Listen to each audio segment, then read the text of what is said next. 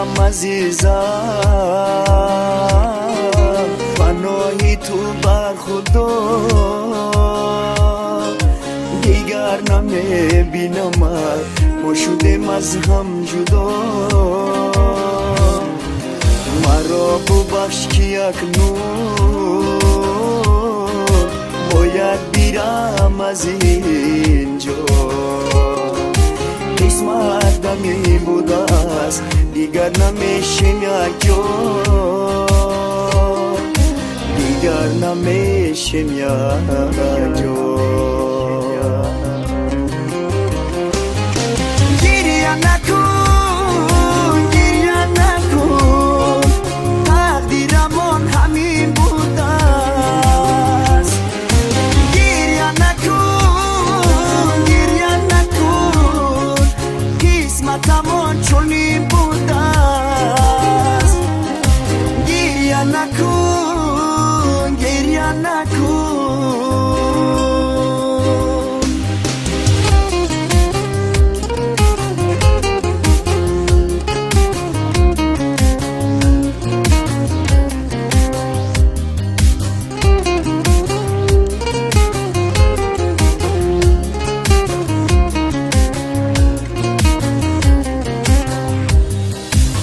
وقتی رفتن من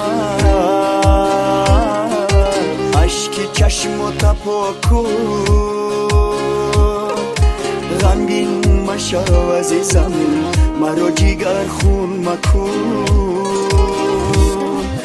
من نمیخوام ببینم اشکای چشمای تو.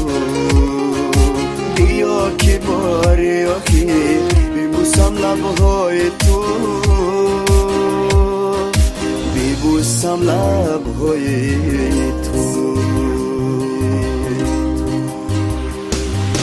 گریه نکن، گریه نکن، تقدیرمان همین بوده است. گریه نکن، گریه نکن، قسمتمان چنین بوده است. گریه نکن، گریه نکن، طاقتی اشکات ندارم. مرا ببخش عزیزی من، میرم و تنهات میگذارم، میرم و تنهات میگذارم.